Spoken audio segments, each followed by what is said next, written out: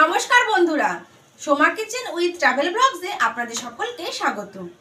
বন্ধুরা, এখন শীতকাল, আর এই শীতকাল মানে পিঠেপুলি উৎসব।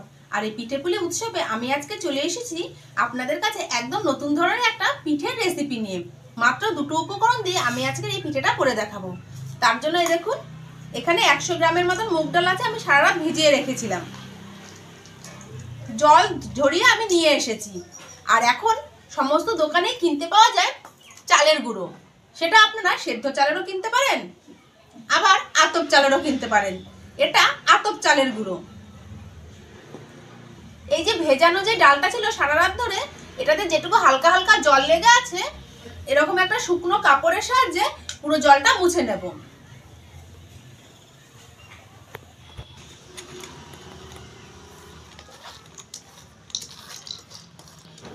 একটা পরিষ্কার কাপড়ের সাহায্যে ডালের গায়ে লেগে থাকা জলটা খুব ভালো করে মুছে নিতে হবে। খুব ভালো করে ডালের গা থেকে জল মোছা হয়ে গেছে।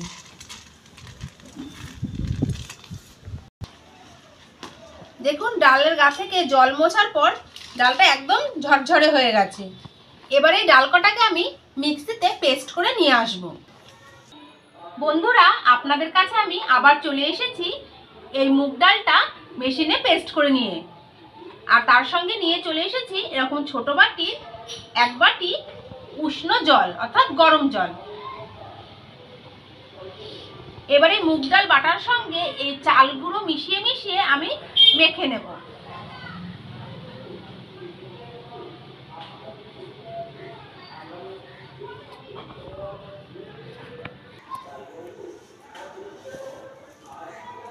এখনই কোনো জল দেব না, যদি জল লাগে তাহলে এই গরম গরম উষ্ণ উষ্ণ জলটা দিয়ে দেব। চালের গুঁড়ো দিয়ে এরকম একটা ডো বানিয়ে নিতে হবে। জল লাগলে তাহলে দেব, না হলে দেব না। আমি মেপে মেপে অল্প অল্প করে চালের গুঁড়ো দিয়েছি বলে ঈষৎ উষ্ণ গরম জলটার আর প্রয়োজন পড়ল না।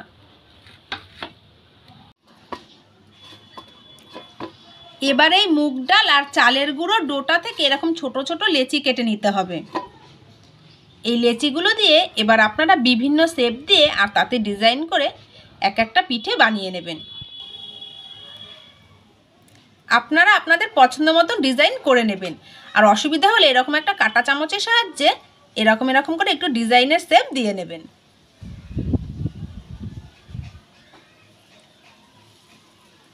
এই দেখুন, এরকম করে প্রত্যেকটা পিঠে আমি বানিয়ে নেব। এই পিঠেটাকে বলা হয় মুগ পাকন পিঠে।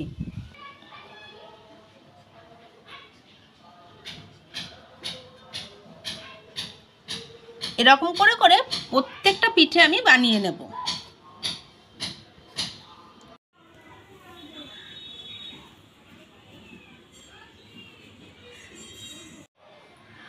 এই বিভিন্ন রকম ভাবে মুগ পাকন পিঠেগুলোর আমি বিভিন্ন রকম ডিজাইন দিয়ে দিয়েছি। আপনারা আপনাদের পছন্দ মতো ডিজাইন দিয়ে দেবেন। মনে যা চাই সেই ডিজাইন দিয়ে করলেই হবে।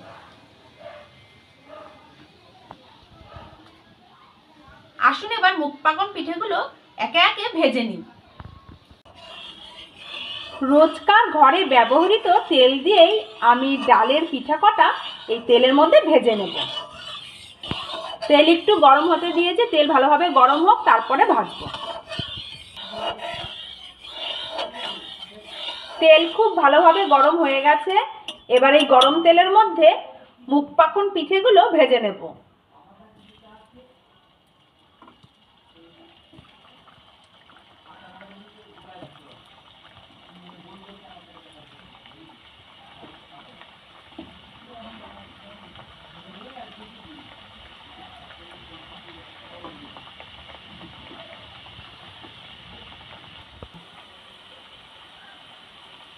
পিঠেটা ভাজা হতে হতে এইদিকে আর একদিকে গ্যাসটা অন করে আমি গুড়ের শিরাটা বানিয়ে নেব।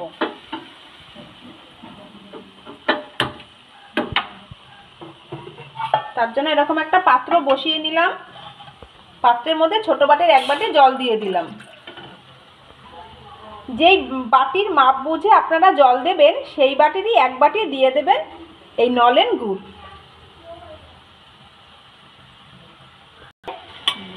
আস্তে আস্তে উল্টে পাল্টে এই পিঠেগুলোকে ভেজে নিতে হবে।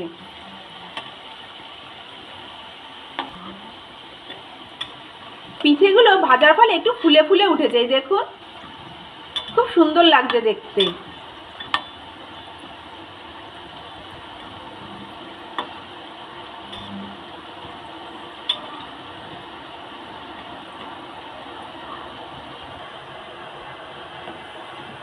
আর একদিকে এই যে গুড়ের শিরাটা আমি জাল দিচ্ছি, এটাও জাল দিয়ে একটু ঘন ঘন করে নিতে হবে। আরও একটু স্বাদ আনার জন্য আপনারা এই গুড়ের শিরার মধ্যে একটু এলাচ দিয়ে দিতে পারেন, তবে আমি এর মধ্যে কিছুই দিচ্ছি না।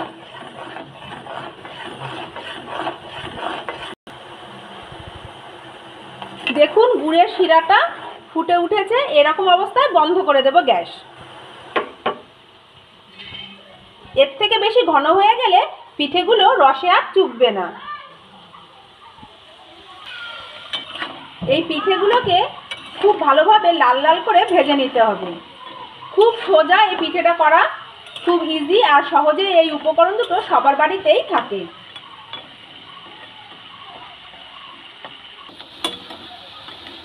পিঠেগুলো খুব ভালো করে লাল লাল করে ভাজা হয়ে গেছে। এবার গ্যাস বন্ধ করে একে গুড়ের শিরার মধ্যে চুবিয়ে দেব।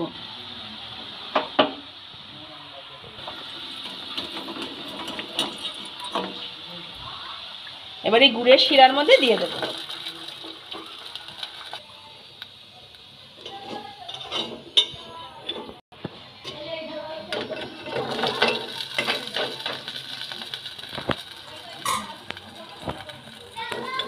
রসের মধ্যে 3 থেকে 4 মিনিট রেখে দেব।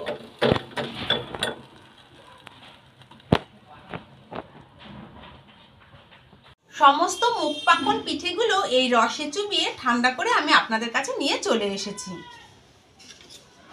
এবার এখান থেকেই তুলে তুলে প্লেটে দিচ্ছি। দেখুন ফুলে ফুলে কত কত বড় বড় হয়ে গেছে।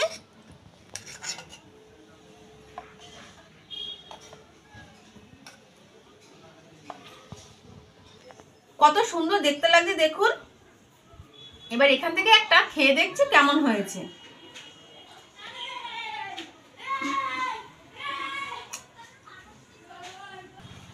মুখ পাকন পিঠে এরকমই খেতে হয়, খুব ভালো লাগছে। মুখ পাকন পিঠের এই রেসিপিটি আপনাদের ভালো লেগে থাকলে প্লিজ লাইক শেয়ার কমেন্ট করবেন। আমার চ্যানেলে নতুন হয়ে থাকলে অবশ্যই চ্যানেলটিকে সাবস্ক্রাইব করে পাশে থাকা বেল আইকনটি প্রেস করে দেবেন। আপনাদের সঙ্গে দেখা হচ্ছে নতুন কোনো ভিডিওতে, আবার নতুন কোনো পিঠের রেসিপি নিয়ে। আপনারা সকলে সুস্থ থাকবেন, ভালো থাকবেন।